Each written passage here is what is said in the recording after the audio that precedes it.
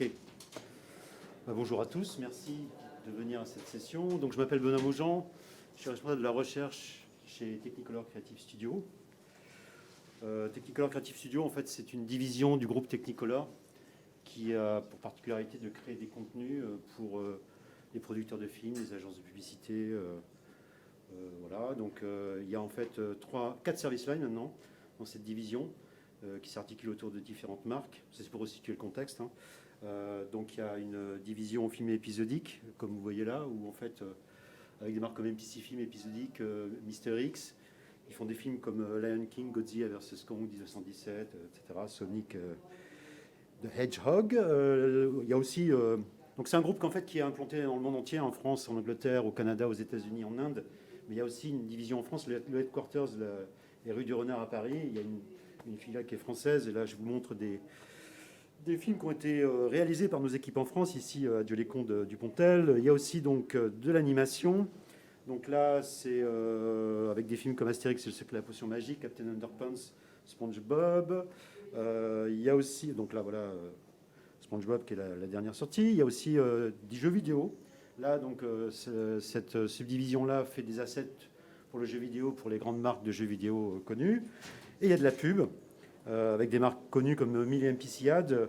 Et puis en France, là, une image d'une pub pour Vitel. Donc ça, c'est pour vous donner le contexte dans lequel je travaille, dans ce groupe donc, Technicolor Creative Studio. Alors aujourd'hui, je vais vous parler d'Alice Vision et Meshroom.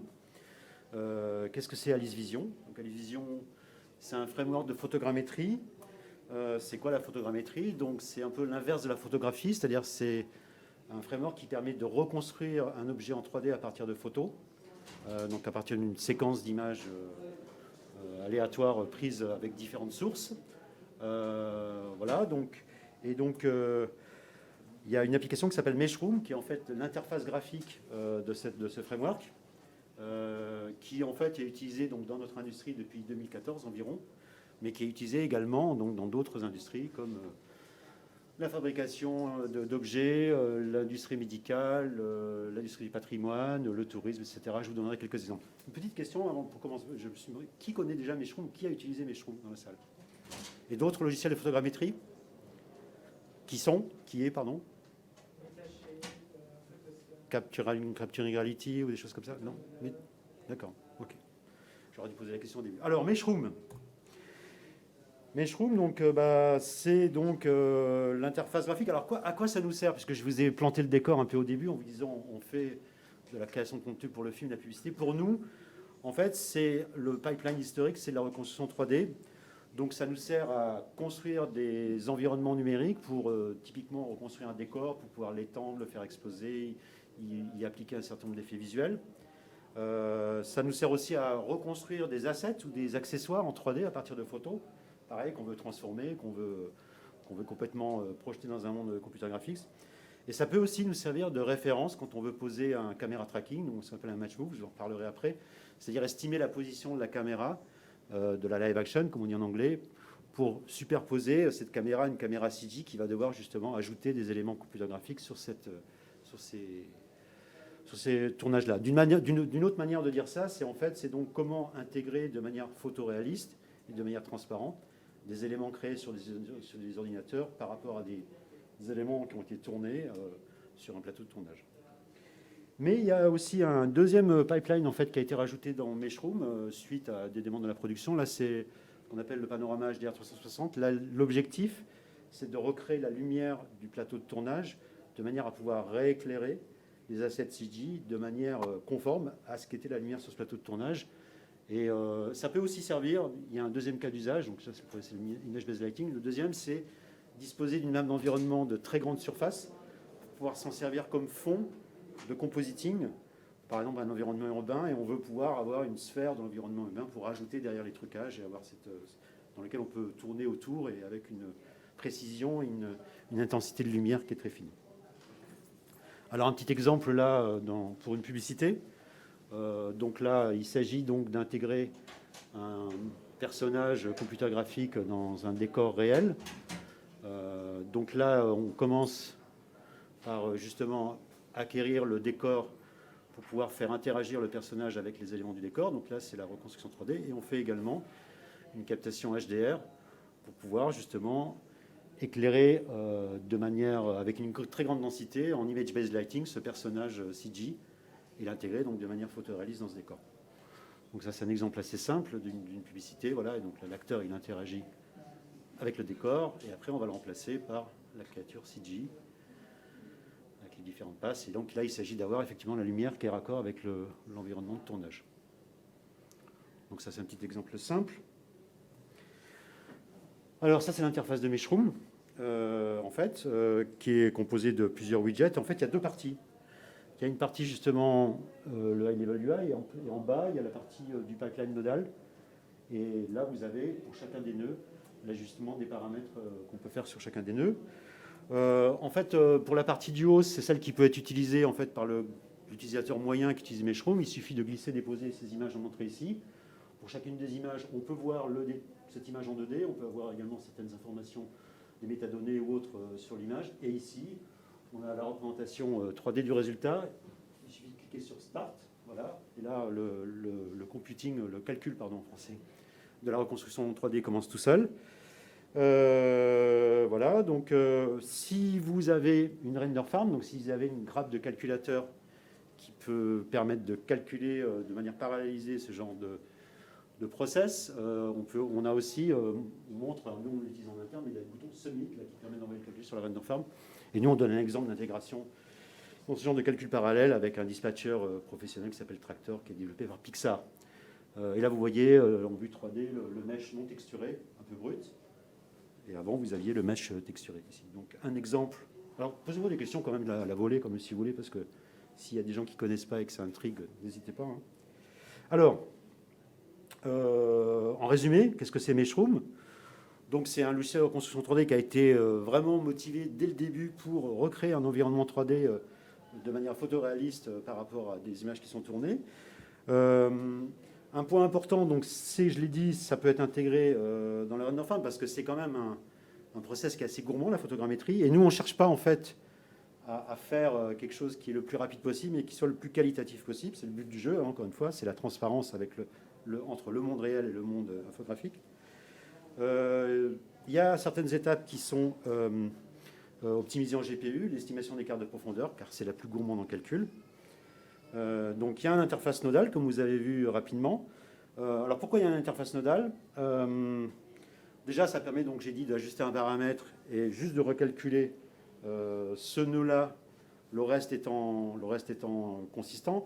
Et en fait, le résultat de chaque nœud est stocké localement sur le disque dur. Et donc on peut venir voir, ce qui est très différent des autres logiciels de photogrammétrie pour ceux qui en utilisent. C'est le seul de Meshroom qui fait ça, qui propose justement un système nodal où on peut venir voir étape par étape et on peut venir modifier un paramètre et le reste est consistant. L'interface nodale aussi, ça nous permet par exemple de dupliquer certains nodes et d'avoir des variantes d'une étape de la reconstruction 3D et de regarder le résultat de ces variantes dans le même repère monde. Et puis aussi, ce qui est alors là beaucoup utilisé par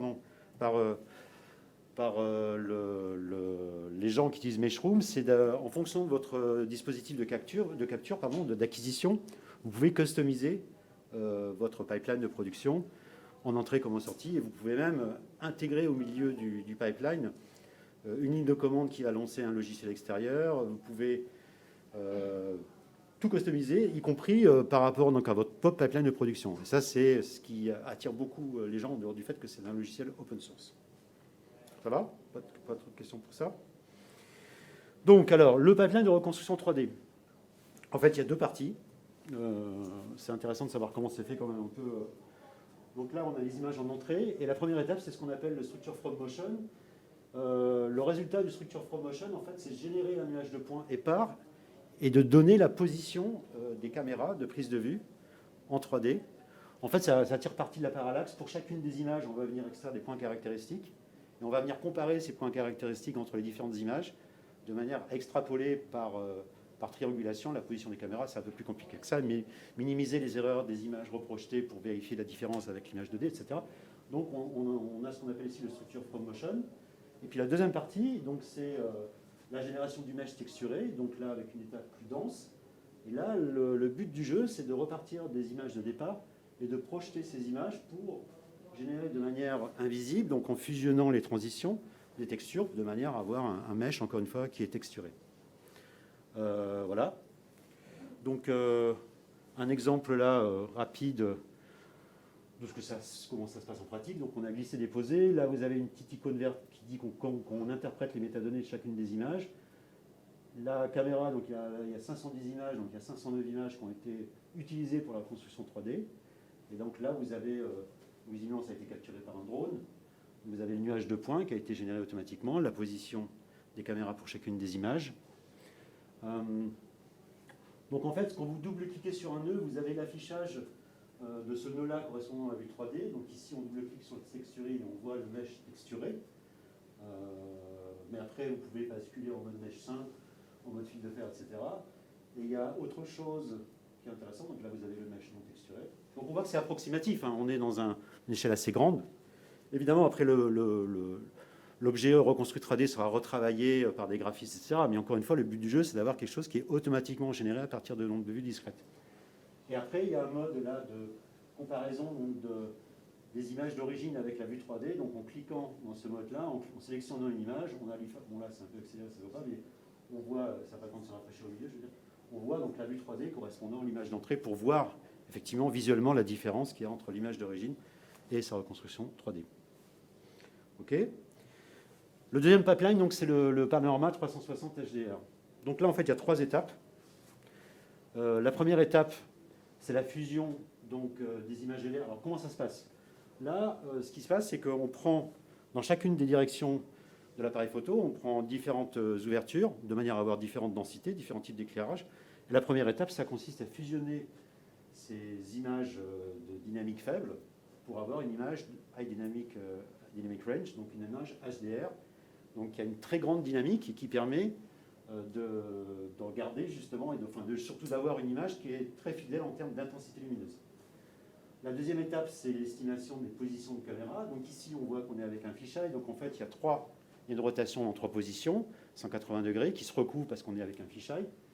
Et la dernière étape, c'est justement le stitching de ces 3 prises de vue-là sur un repère ortho-rectangulaire, de manière à avoir une vue 360 de la scène.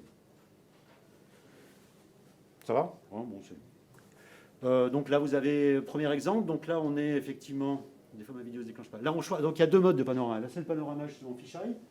Donc on vient sélectionner les vues, voilà, on les click and drag. Donc il y a une analyse de chacune des images. Alors, il faut commencer par sauver le projet parce que c'est justement l'endroit où vont être mis en cache toutes les étapes de tous les différents nœuds sur le disque dur. Et donc là, on détecte automatiquement le nombre de braquettes. Ici, il y a 7 braquettes, donc 7 ouvertures dans chaque direction donnée. Au passage, on peut venir regarder, alors normalement on est en affichage 8 bits, mais comme on veut faire du HDR, on peut regarder en float l'image 2D justement. Et vous allez voir, donc on peut venir ajuster le gain et le contraste pour regarder ce qui se passe. Voilà. Là, c'est l'estimation de la courbe de caractéristiques de la caméra, justement, à partir des différentes vues SDR. Et donc, on arrive à reconstruire là où vous avez l'affichage de la vue en dynamique, de manière à de regarder ce qui se passe dans les basses lumières et les hautes lumières, pour vérifier que ça se passe bien. Après, on initialise le panorama. Évidemment, tout ça, c'est accéléré. Hein. Au passage, évidemment, on détecte les points caractéristiques. C'est la même technologie que la reconstruction 3D qui est derrière, pour justement faire la correspondance entre les différentes vues. On détecte automatiquement le cercle du fisheye. Pourquoi? Pour éliminer justement ce qu'il y a en dehors, parce que ça, c'est du bruit. Donc, c'est pas intéressant quand on fait la fusion LDR, HDR. On peut venir ajuster le cercle à la main. Et puis donc là, vous retrouvez les 3 positions des caméras avec la projection sur une sphère unitaire des différentes images dans le repère équirectangulaire. Alors chaque fois, je vous dis, c'est pour ça que c'est intéressant d'un point de vue industriel et d'un point de vue recherche, c'est que chaque étape peut être regardée séparément. Je ne vous ai pas donné toutes les étapes d'observation, mais on peut venir voir vraiment précisément les résultats de chacune des étapes, soit en vue 2D, soit en vue 3D. Qu'est-ce qu'on montre à la fin? Bon, je crois que c'est à peu près tout là pour ça. Je vais vous donner l'autre exemple. Donc là, on est sur un exemple où, en fait, on fait ce qu'on appelle un round shot. Donc là, c'est les équipes de long métrage surtout. Là, ils utilisent une tête électrique, une tête pilotée. Et là, en fait, ils prennent un très grand nombre de vues de manière à avoir ce fameux cercle, cette sphère qui permet d'avoir un élément de décor en arrière. On a des images de 50K à la fin.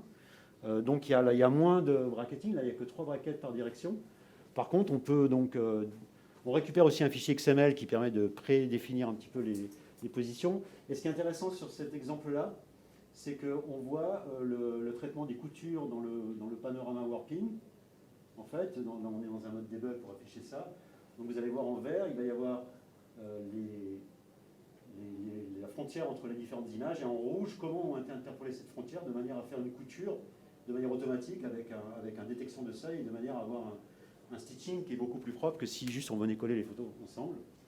Puis on vient remplir classiquement là, les trous qui en bas au nadir et au zéphyr avec les couleurs avoisinantes dans le nœud final. Voilà. Donc ça c'est un autre exemple de panorama stitching. Et le résultat final, il est là. Voilà. Donc ça c'est une image 50K qu'on sort dans un format qui s'appelle EXR. C'est un format float 32 bits justement qui permet de stocker cette grande dynamique. Et donc on a une image qui est très très très lourde et très dure à ouvrir, mais qui par contre permet d'aller zoomer dans un détail du décor avec une dynamique de lumière qui est quasiment infinie, quoi. Donc c'est des images qui naturellement ne peuvent pas exister. Elles ne peuvent exister que parce qu'elles ont été reconstruites par ordinateur, à la fois en dynamique et à la fois en résolution. Ça va? Donc ça c'est sous le capot, comment c'est fait un peu ces frameworks. Donc le front-end, c'est un front-end en Pqt, en QML et puis en Python, voilà. Et puis le back-end, donc c'est la librairie, donc qui est en C++ et en CUDA. Et en fait, chaque nœud de Meshroom vient lancer une ligne de commande d'Alice Vision. Il y a également d'autres plugins qui permettent justement de gérer les entrées-sorties. Alors évidemment, on s'appuie sur les formats open source de notre industrie. Donc Alembic pour tout ce qui est reconstruction de mèches, OBJ pour les textures et EXR aussi. Et de manière générale, on s'appuie également sur un ensemble de librairies open source fournies, donc soit qui sont utilisées par l'industrie des effets visuels, mais aussi des laboratoires académiques en mathématiques ou en computer vision. Donc là, vous avez une liste de ce qui est utilisé. Alors, c'est également utilisé dans d'autres industries. Là, on a un exemple d'une boîte anglaise qui propose des casques de vélo personnalisés. Alors maintenant, ils n'utilisent plus ça parce que maintenant, depuis, pour être très honnête avec vous, c'est ce qu'ils ont fait au début, mais maintenant, ils utilisent des technos d'AR d'un smartphone, uniquement sur iOS. Mais au début, ils utilisaient ça. Donc l'idée, c'est de scanner la tête de la personne et après de faire un print 3D qui va venir représenter la coque du casque et d'avoir donc un casque personnalisé. C'était assez intéressant de bosser avec eux. Là, ça, c'est de la chirurgie en réalité augmentée par une spin-off d'un laboratoire à Clermont-Ferrand. Donc là, l'idée, c'est d'avoir une représentation 3D préalable de l'organe qu'on veut opérer et de le reprojeter sur les caméras endoscopiques de manière à voir où on va opérer en temps réel. Mais là c'est plutôt le caméra tracking qui est fait avec Alice Vision. Bon, ça, c'est classiquement des gens qui sont aux États-Unis, qui font du design 3D de bâtiments. Il y a aussi tout ce qui est héritage culturel, patrimoine, on dit en français, pardon. Donc c'est un cas d'usage très connu. Mais ça, c'est des gens qui utilisent Alice Vision. Et puis, on a aussi des gens comme Aren, Interdigital, qui font du digital human. Donc là, en fait, il s'agit de scanner des humains et de le reconstruire en 3D de manière à avoir un digital human double, comme on dit, donc un double numérique. Alors, ce qui est intéressant de voir là on le voit typiquement. Là, ils ont fait leur pipeline customisé dans Meshroom. C'est-à-dire qu'ils viennent lancer Maya depuis Meshroom. Ils exécutent une ligne de commande, etc. Donc là c'est un exemple typique de production où les gens étaient très très loin de la customisation de leur pipeline grâce au fait qu'on peut construire, encore une fois, soi-même ses propres nœuds avec ses propres paramètres et s'insérer dans le pipeline de production. Dans la prochaine release, alors la prochaine release, ça sera à la fin de l'année. La première, on a été occupé sur d'autres chantiers cette année, mais la prochaine release, ça sera à la fin de l'année. Il arrive parfois que quand la tête de captation du panorama ne tourne pas vraiment, ne suive pas vraiment l'horizon, que le panorama soit warpé, ondule, donc il faut être capable de pouvoir venir ajuster justement les différents axes de prise de vue. Typiquement ici en fisheye, où là, comme il n'y a que 3 axes, si ce n'est pas bien aligné en azimut, on va pouvoir l'éviter. Hop, je me dépêche. Là, vous avez un exemple aussi. On va sortir avec les normal maps et les height maps ce qu'on appelle des maps de bump ou de displacement. Là, on a un mesh qui est beaucoup plus décimé, mais grâce aux maps de bump issues des normal maps et des height maps, on peut sortir ça. C'est pas très intéressant. Et là, vous avez la détection automatique de la distorsion optique d'une caméra, qui nous sera utile. C'est très souvent fait à la main. Là, c'est fait automatiquement avec Meshroom. Donc c'est un logiciel open source dont la licence est Mozilla MPLv2. Là, on arrive à peu près 1 million de downloads depuis le début de la mise en open source, c'était 2014. Voilà. J'ai presque fini. Hein. Il y a une association qui a été fondée autour d'Alice Vision avec les membres fondateurs académiques. Donc, le but du jeu, c'est d'avoir un véhicule légal déjà qui permet de gérer la gouvernance, de déposer la marque, mais également de recevoir quelques dons. Alors là, de dons d'individus qui utilisent Meshroom, mais aussi d'avoir des sponsors corporate, donc Technicolor, qui depuis 2015 paye 2 salariés pour ce framework-là. Il y a Epic qui nous a donné un méga grant de manière à améliorer le logiciel. Au même moment qu'il a racheté Capturing Reality, il nous donnait aussi un méga grant, comme quoi les gens ne veulent pas forcément mettre leurs œufs dans le même panier. Et puis ça, c'est nos partenaires académiques d'origine. Vous pouvez bien sûr devenir un corporate sponsor de manière à favoriser le développement de notre framework. Un truc qui va venir et qui va être intéressant pour les gens, c'est ce qu'on appelle le caméra tracking. Je vous ai dit tout à l'heure, pour la reconstruction 3D, on fait une estimation de la pose de caméra. En fait, on s'est dit on peut utiliser la même technique pour avoir la position de la caméra de la live action. Donc là, c'est le making-of d'Adieu les cons. On reconstruit un rond-point, on voit qu'on a fait l'acquisition de la lumière, on fait la reconstruction 3D. Et en fait, vous allez voir, donc voilà, donc on imagine ce qui se passe. Pour ceux qui ont vu le film, ça vous cause. Donc là, on a une photogrammétrie sommaire. Et en fait, là, on voit la trace de la caméra. Donc ça, c'est la live action, donc la grue qui recule par rapport au personnage. On vérifie que le caméra tracking marche bien parce qu'on arrive à mettre un élément CG qui ne bouge pas par rapport à la caméra. Donc c'est donc les deux caméras sont bien superposées. Et en fait, dans le plan suivant, vous voyez là, le mélange du nuage de points. Il arrive. Le mélange du nuage de points de reconstruction 3D du décor qui va être mélangé avec le nuage de points de la live action de manière justement à venir aligner automatiquement la caméra de la live action sur le décor. Ça, c'est fait à la main encore dans beaucoup des studios. Ça prend entre une demi-journée et 2 jours à faire. Là, c'est quelques heures, en fait. OK. Un autre exemple, c'est la prod de Besson. C'est des tests qu'on fait là pour l'instant. Parce que c'est WIP. Donc là, vous voyez aussi le nuage de points du décor et puis le nuage de points de la live action qui vient se fitter automatiquement. On met des faux petits verres pour voir qu'ils ne bougent pas sur les tables. Mais encore une fois, c'est ce qu'on appelle du match move automatique qu'on va proposer. Là, vous avez d'autres exemples. Vous voyez la trajectoire de la caméra qui peut être parfois très bizarre. Ça peut être compliqué. En plus, on a des problèmes de profondeur de champ puisque en film, on aime bien avoir des images avec un arrière-plan qui est flou, puisqu'on aime bien mettre en avant les personnages en premier plan, ce qui ne facilite pas le caméra tracking. Mais bon, donc ça c'est... Voilà, donc on est présent dans certaines conférences de recherche, etc. On a un site YouTube si vous voulez voir des vidéos de formation, etc. Je passe rapidement.